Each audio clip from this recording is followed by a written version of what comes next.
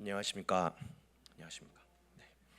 오늘 하나님의 임재를 사모하셔서 오늘 수요 기도에 나오신 여러 성도님들을 주님의 이름으로 축복합니다.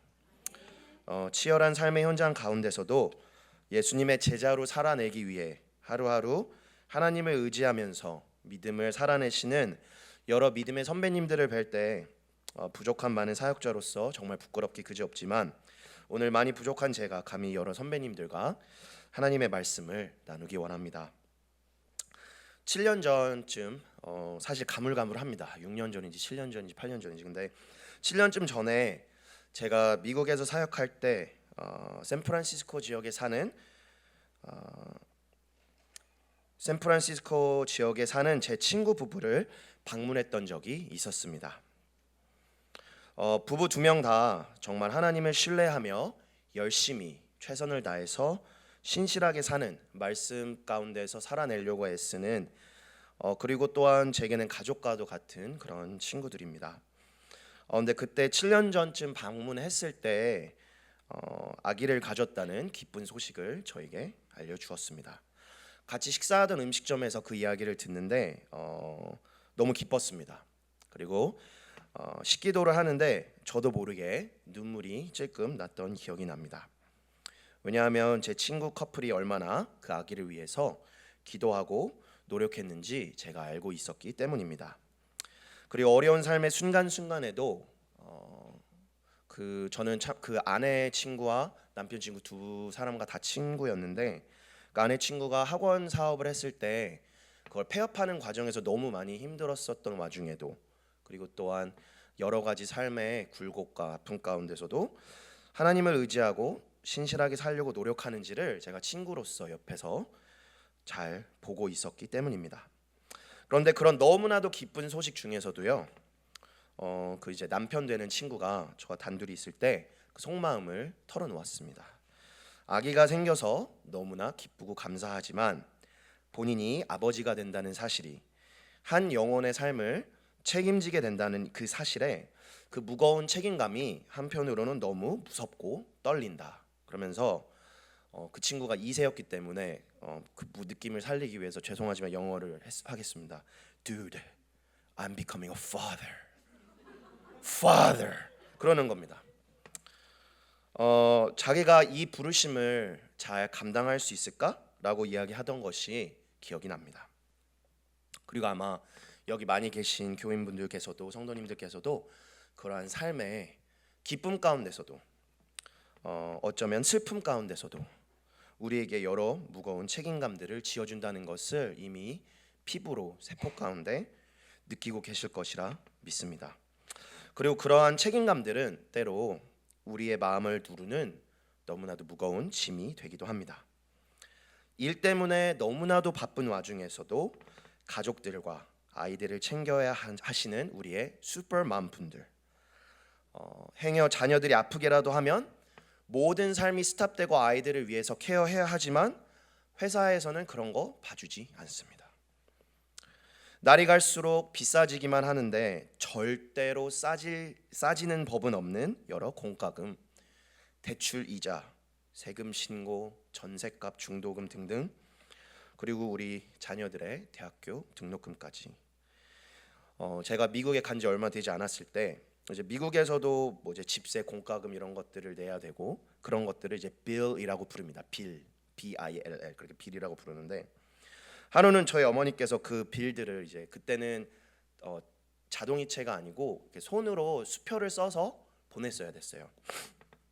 그래서 어머니께서 그 빌들을 우편으로 한 달에 한 번씩 굉장히 스트레스 받으시고 그러셨어요. 그러면서 그 빌들을 내시고 나면 우편을 그러면서 이렇게 해서 침으로 이렇게 붙이고 우표도 이렇게 해서 붙이고 우체통에 넣습니다. 그러고 나서 저한테 하신 얘기가 있습니다. 한 달에 빌 내고 나면 빌 되게 된다는데 정말 그 이야기가 이해가 간다. 아들아, 우리가 돈을 아껴 써야만 한다. 너에게는 쓰는 것에 은사가 있지 않니? 너가 이 부모의 심정을 아니? 당연히 저는 전혀 몰랐습니다. 아버지의 지갑은 영원히 샘솟는 강과 같은 줄만 알았습니다. 제가 직접 제 돈으로 빌과 빌을 내고 빌되기 전까지는 몰랐습니다. 또한 일가 가족들을 돌보고 경제적인 안정과 공급을 책임지셔야만 하는 우리 여러 아버지들, 치열한 경쟁과 일 속에서도 가족을 위해서 살아내야만 하는, 이겨내야만 하는 그 부담과 중압감이 있으실 걸로 합니다. 회사에서는 당연히 완벽해야만 하고 가정에서는 따뜻해야만 하며 자녀와 아내들과 부양할 뿐만 아니라 모든 쉬는 시간을 그들과 함께 보내야 하고, 또한 부모님들께 효도하고 명절 때마다 챙겨드려야 하는 우리 아버지들, 세상에서의 치열한 생존 경쟁은 자녀들과 가족들만은 모르게 하고 싶으신, 뒤에서 얼마나 많은 고통과 요즘 말로 때려치고 싶어서 현타가 오더라도 이 악물고 내 가족을 지키고 먹여 살려야만 한다는 각오로 얼마나 그 고된 일들을 하셨는지, 그 무게들을 견뎌내셨는지 저는 정말로 존경합니다. 그리고 앞으로 교회 수년간 여러 가지 방향들을 결정하고 정말 많은 중요한 책임과 결정을 내리셔야 하는 우리 담임 목사님과 또 교회 여러 리더분들, 재직분들, 장로님들, 권사님들, 집사님들, 또한 우리 하우학교의 여러 교직원분들, 어찌 보면 우리가 성장하고 성숙할수록 우리에게 요구되는 책임은 늘어나는 것만 같습니다. 때로는 그것들이 이 세상에서 오는 것이기도 하지만 한편으로는 하나님께서 우리에게 허락하신 오늘 우리가 이겨내야만 하는 삶의 무게인 것일지도 모르겠습니다.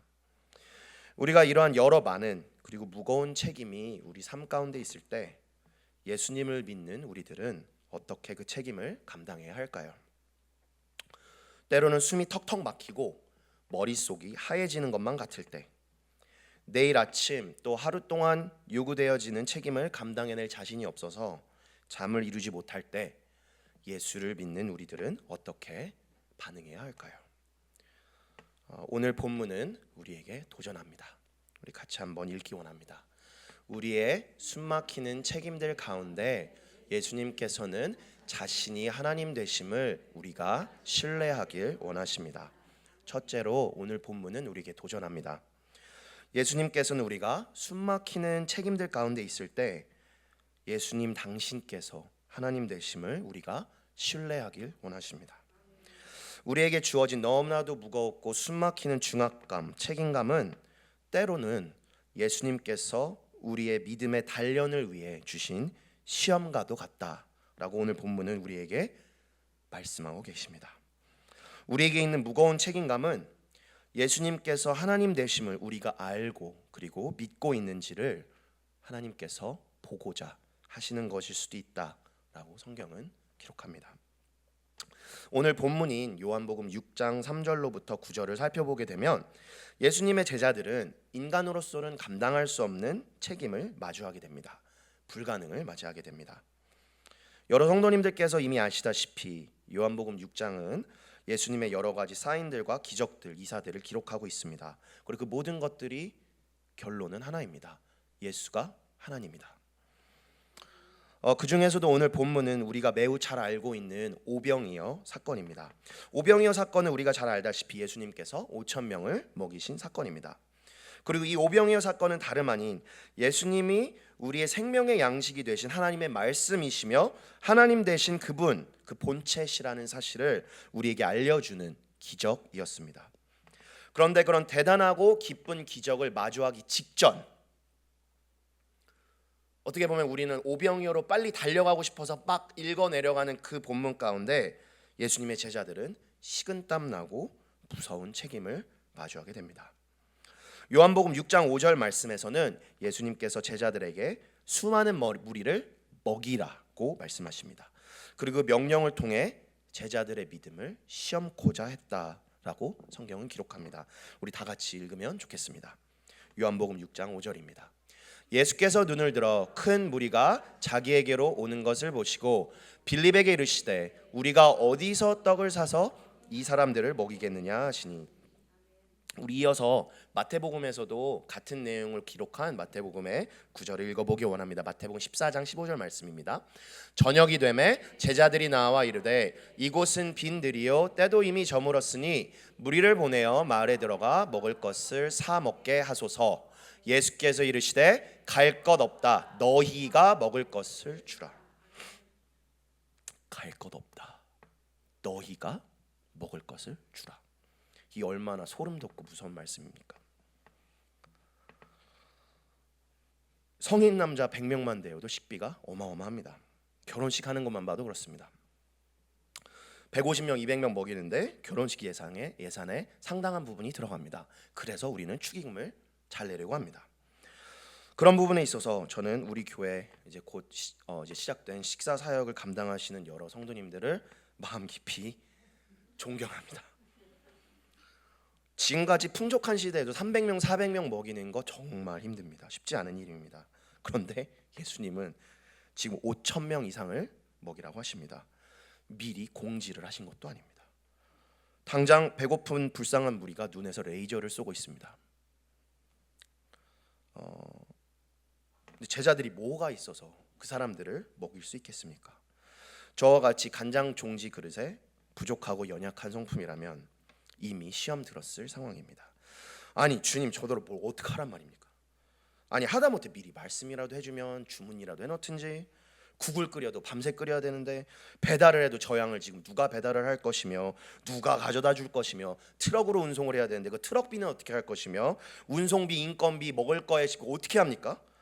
게다가 유대인이 사람을 카운트하는 방식으로는 성인 남자들만 셉니다.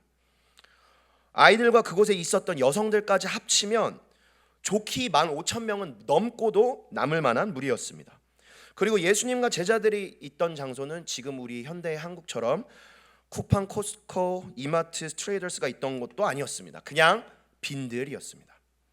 그냥 아무것도 없는 빈들에서 제자들이 도대체 무슨 수로 저들을 먹인다는 말입니까? 우리야 지금이야 이제 예수님께서 기적을 베푸실 걸 아니까 이렇게 의자에 앉아서 편안하게 읽을 수 있지만 제자들은 아마 너무나 황당했을 것 같습니다. 제가 이 말을 들은 제자라면 입이 이따구로 나와 대박으로 나와가지고 궁시렁 대면서도 또 예수님이 그러니까 무서워서 말은 못하고 소심해져가지고 대놓고는 못하고 뒤에서 옆에서 아니 이거 맞아? 예수님 좀 너무한 거 아니야? 아니 15,000명 우리가 뭔 수로 먹여? 어떻게? 계획은 왜 안 주시는 거야?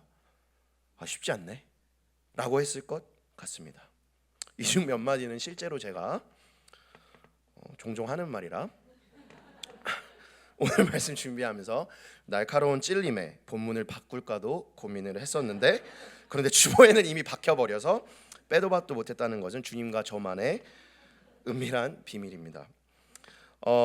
예수님께서 너희들이 주라 하셨는데 만약 제자들이 진짜 음식을 주지 못하면 어떻게 합니까? 그 당시 사회 문화에 음식을 준다 해놓고 주지 못하면 그 모든 수치와 먹칠은 어디로 갑니까? 예수님께 갑니다.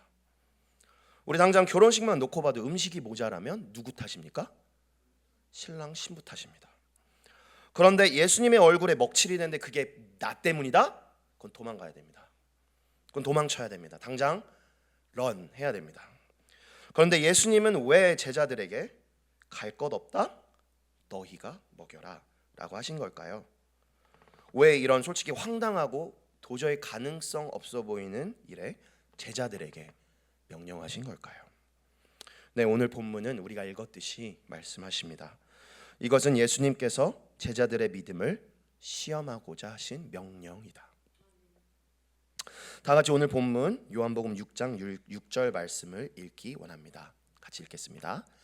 이렇게 말씀하심은 친히 어떻게 하실지를 아시고 빌립을 시험코자 하심이라. 하나님 되신 우리 예수님께는 5,000명, 10,000명, 10만 명, 100만 명, 1,000만 명, 억 먹이는 것 일도 아닙니다. 이제 우리의 생명의 떡, 우리의 생명의 공급자이신 예수님은 곧 이 수많은 무리를 친히 먹이시고야 말 기적을 베푸실 것입니다. 하지만 그 전에 예수님께서 꼭 우리 제자들을 위해서 하시고자 하셨던 일이 있습니다. 네, 제자들을 위한 것이었습니다. 이 과중한 임무를 부여하시며 빌립이 어떻게 반응하는지, 그리고 그 반응 속에서 예수님이 진정 누구신지를 빌립과 제자들 마음 가운데 확고히 확립하고자 하셨던 것 같습니다. 제자들이 예수님께서만이 이 생명의 근원 되신 하나님 본체 되심을, 예수 그리스도가 단순한 선지자가 아니라, 선생이 아니라, 랍비가 아니라 하나님 되심을 드러내고자 하셨다는 것입니다. 진짜 예수가 누구인지 제자들이 알게 하고 싶으셔서 제자들을 위해서 어쩌면 이러한 말도 안 되는 요구를 주셨던 것 아닐까요? 우리에게 존재 그 자체에 위협이 되는 것 같은, 생각만 해도 머리가 하얘지고 나를 압도하는 것 같은, 때로는 숨막히고 불가능해 보이는 여러 어려운 믿음의 시련 속에서도 예수님은 할 수 있다. 우리 하나님 대신, 우리 구원자 되신 예수님은 나와 우리 가정을 지키실 수 있다. 우리 하나님 대신, 우리 구원자 되신 예수님을 우리에게 이미 영생을 주셨다. 부족하지만 우리를 사용하셔서 기적과 같이 하나님의 역사를 해내실 수 있는 분이 우리 예수님이다라는 것을 어쩌면 제자들과 우리들에게 가르치기 원하시는 것 같습니다. 그래서 제자들에게 주문하셨습니다. 저 불쌍한 무리가 다른 데로 갈 것 없다. 여기 있으면 된다. 왜냐하면 생명의 떡인 내가 있기 때문이다. 그러니까 나의 제자로 부름받은 너희가 저들을 먹여라. 예수님은 곧 하나님이십니다. 광야에서 이스라엘과 함께 하시며 만나와 메추라기로 먹이신 하나님, 다니엘과 세 친구가 풀무불 가운데 던져졌을 때 털 한 가닥조차 타지 않도록 지켜 보호하신 또 다른, 거기 서 있던 또 다른 한 명, 함께 하신 하나님이십니다. 무덤까지 죄인인 우리 인간들과 함께 하시고 죽음까지 이겨 부활을 통해 우리에게 영원한 생명을 주신 예수님은 하나님이십니다. 그리고 그것을 이 오병이어 증거를 통해 예수님은 제자들의 머릿속에 각인시키고 싶으셨던 것 같습니다. 예수가 누구인지를 알아야지만 그들이 예수님의 영원한 생명을 얻고 하나님 나라를 이 땅에서 누리는 삶을 살 수 있었기 때문입니다. 삶의 책임과 하나님의 부르심 가운데 혹시 지치시고 마음에 부담이 있으신 분 계십니까? 여기요, 저 있습니다. 한편으로는 황당해 보이기까지 하는 예수님의 부르심이 있으십니까? 어쩌면 그 부르심은 곧 우리의 믿음의 시험일 수 있습니다. 그 마음의 부담 속에서 우리가 예수님이 누구신지 우리가 더욱 집중하기를 원하시는 하나님의 테스트일 수도 있습니다.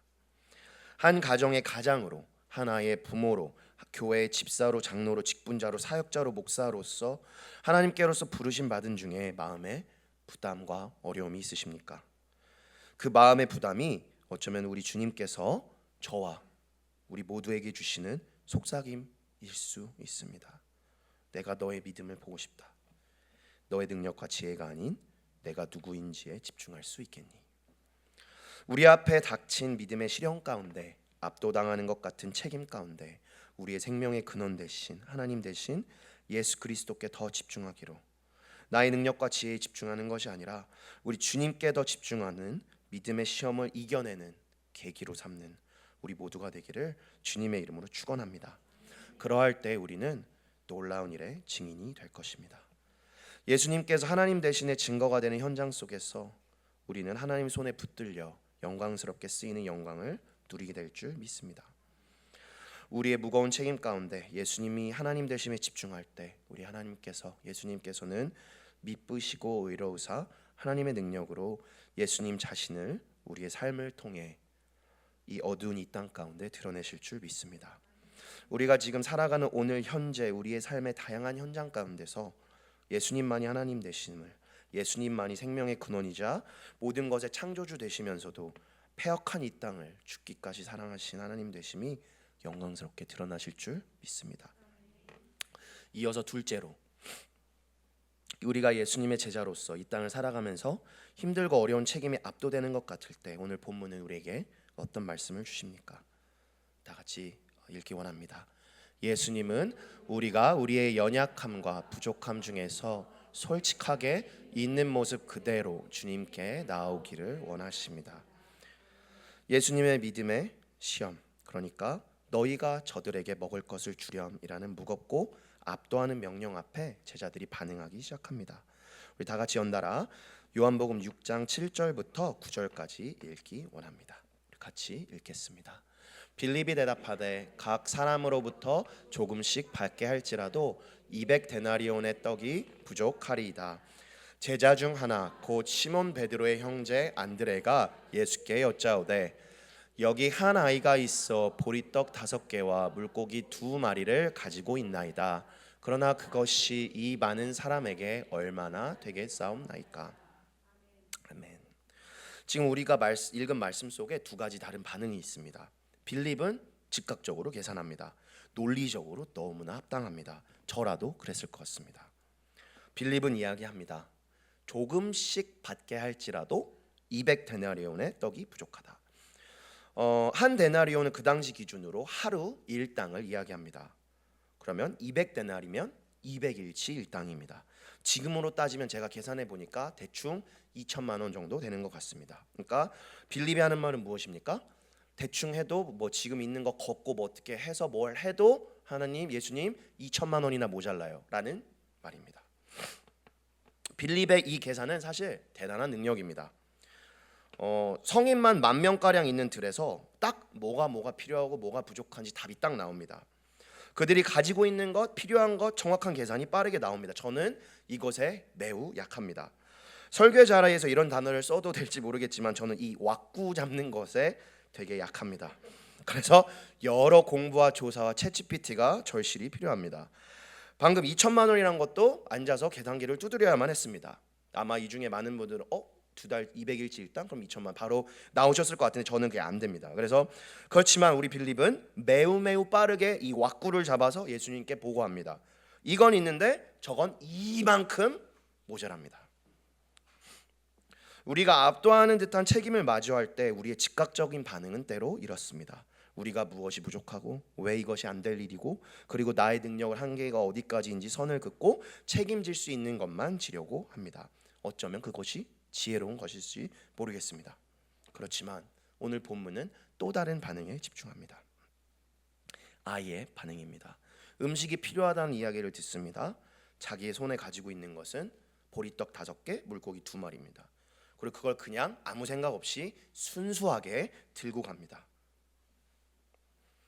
주님 앞에 그것을 가지고 갑니다. 자신에게 있는 하나님께서 자신에게 주신 것 있는 그대로 주님께 나옵니다. 그리고 안드레 역시 그것을 그대로 주님께 전달합니다. 이거 얼마 되진 않지만 그냥 있는 그대로 주님께 나아갑니다. 여기서 놀라운 기적이 일어납니다. 예수님이 그 보리떡 5개와 물고기 2마리를 축사하시고 그것을 통해 5,000명을 먹이셨습니다. 같이 본문 11절을 읽기 원합니다. 예수께서 떡을 가져 축사하신 후에 앉아있는 자들에게 나누어 주시고 물고기도 그렇게 그들의 원대로 주시니라. 여기서 놀라운 사실은요, 우리가 알다시피 보리떡은 결코 비싼 음식이 아니었습니다. 보리떡은 가난한 사람들이 배고픔을 이겨내기 위해 싸게 배불리 먹도록 그러나 감사함으로 먹던 그런 음식이었습니다. 어쩌면 우리 기준으로서는 동네에서 가끔 보이는 붕어빵 같을지도 모릅니다. 그것도 요즘 유행하는 크림치즈 들어간 맛있는 거 아니고 매우 저렴한 단팥 같은 거 없는 아주 조금 들어가 있는 그런 붕어빵일지도 모르겠습니다. 그리고 여기서 나온 물고기는 어떤 물고기입니까? 요한복음은 특별히 이 물고기 2마리를 표현하며 옵사리온이라고 라는 단어를 사용합니다. 옵사리온, 뭔가 어감 자체도 옵사리 조금 해보이지 않나요? 요한은 제자가 되기 전에 어부였습니다. 물고기의 종류는 그의 전문 분야였습니다. 그런데 그가 옵사리온이라는 단어를 사용했습니다. 이 옵사리온은요, 물고기 중 정말 잔챙이였습니다. 어부가 그물로 낚시를 열심히 해서 물고기를 낚습니다. 그리고 그 중에서 상품가치, 돈이 되는 것들, 그런 것들은 따로 분류합니다. 그래서 시장에 가서 팔죠. 그리고 나머지 잔챙이, 피라미, 멸치, 밴댕이 이런 것들은 어망에 따로 넣어놓고 바닥에 뿌려 놓았습니다. 그걸 왜 뿌려 놓았냐면 이미 잡았기 때문에 죽어 있고 팔기는 애매하고, 그러니까 좀 부족한 분들, 가난한 사람들이 가서 그걸 가져와서 먹을 수 있도록 배려했습니다. 근데 이것이 잔챙이 같고 조그맣고 어쩌면 조금 맛이 갈랑말랑 그런 것들이 많이 있었겠죠. 그러니까 그것을 가져와서 내장을 걷고 소금장 해 먹었을지도 모릅니다. 그러니까 우리식으로는 어쩌면 멸치장 같이 그런 것일 수도 있습니다. 그러니까 이 아이가 들고 온 음식은 붕어빵 5개, 그리고 절인 멸치 2마리, 혹은 밴댕이 2마리, 뭐 이런 거였을지 모르겠습니다. 그런데 그 음식이, 그 겸손한 음식이 예수님 손에 들리자 놀라운 기적의 도구가 됩니다. 5천 명이 원대로 먹고도 남습니다. 붕어빵 5개와 멸치 2마리로 10,000명 이상의 사람들을 배불리 먹이신 것입니다. 이 놀라운 기적 속에서 오늘 본문은 우리에게 도전합니다. 우리가 가진 것, 때로는 그것이 예수님께 드리기 차마 민망한 것이실지 모를지라도 우리 주님은 우리의 있는 그대로 고급진 것 상관없이 우리를 통해 능히 역사하실 수 있는 주님이시라는 것입니다. 우리의 삶이 압도되는 책임 속에, 어쩌면 하나님의 부르심 속에서 우리 주님은 우리가 주님 앞에 믿음으로 나오기를 원하십니다. 그러면 우리 주님은 우리를 통해 역사하실 것입니다. 우리를 사용하셔서 5천 명을 먹이실 것입니다. 우리의 가정 가운데 은혜로 역사하실 것입니다. 우리의 사역 가운데 생명의 역사를 이루실 것입니다. 목장 모임 가운데 은혜로 임해 주실 것입니다. 우리의 일터 가운데 우리가 주변의 이웃들의 축복의 통로가 되도록 우리를 고쳐 주실 것입니다. 우리를 살려 주시는 은혜일 뿐 아니라 우리가 복의 통로, 주님의 은혜의 통로로 우리를 사용해 주시는 것입니다. 왜냐하면 우리 예수님은 하나님이시기 때문입니다. 우리 예수님이 생명의 떡 그 자체, 그 생명의 근원이시기 때문입니다. 나의 부족함 혹은 능력의 한계로 마음의 부담이 있다면 그 자리가 바로 우리가 우리 자신을 주님 앞에 내어야 드려야 하는 예배의 자리임을 고백합니다. 약할 때 강함 주시는 우리 주님, 본인 스스로 한없이 약해지신 우리 주님께서는 우리 모든 세상의 힘과 능력의 주관자이십니다. 하나님이신 우리 주님은 우리의 삶의 부르심 가운데 능히 우리에게 힘 주시고 감당케 하는 기적을 허락해 주실 수 있는 분이심을 믿습니다. 말씀을 맺으려고 합니다. 저는 개인적으로 오늘 본문의 말씀에 너무나도 감사합니다. 왜냐하면 저 같은 죄인을 부르셔서 감히 부족함 많고 연약함 투성인 붕어빵 같고 멸치와도 같은 좀 통통하긴 하지만 이 영혼을 불쌍히 여기셔서 주님께서는 저를 받아주시고 사랑해 주셨기 때문입니다. 오늘 말씀 가운데 주님께서는 우리에게 도전하십니다.